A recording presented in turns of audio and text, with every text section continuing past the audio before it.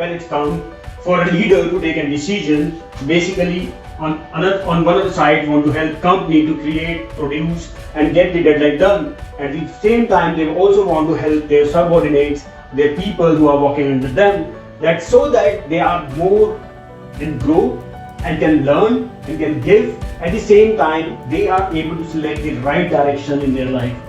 In many cases, it has been seen that that this leader is mostly taking decision as a selfish decision to have that person retain, working on the thing and being focused towards the company delivery or towards the focus on how can I use this person to get the thing done in my favor, so that I can show that my particular team is able to produce something good.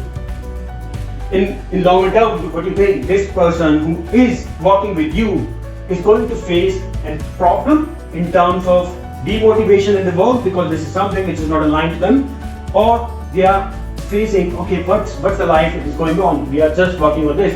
Whom we are working on? That person is always talking about producing. There is nothing for me.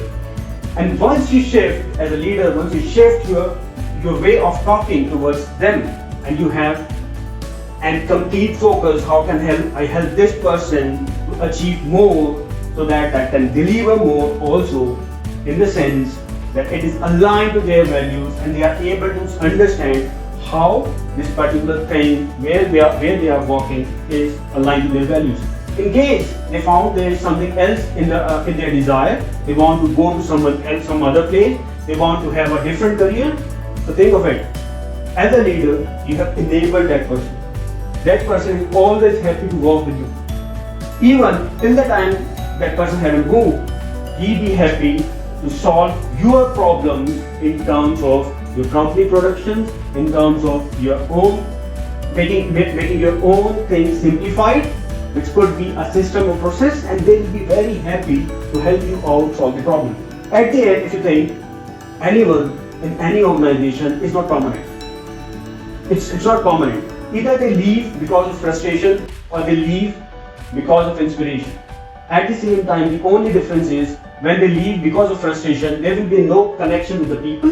Means as a leader, they will being a leader, there will be a disconnect between that person and the leadership, and there will be a disconnection with the company also. They don't want to come back. Whereas, as a good leader, this person because you elevated that person, this person has now, as a leader, you earn the respect from this person.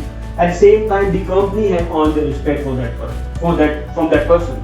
Now this person wants to work with this leader or this company in the future if there is something needed. Or it is going to give you good feedback outside in the market that how this culture is supporting them and they are able to grow in their life. At the same time, they are referring people to come to the company if they are aligned to their vision. Think of it in a longer term. Don't think that how can I get the things done. Think of it, how can I enable the person so we have the right people in the company and get it.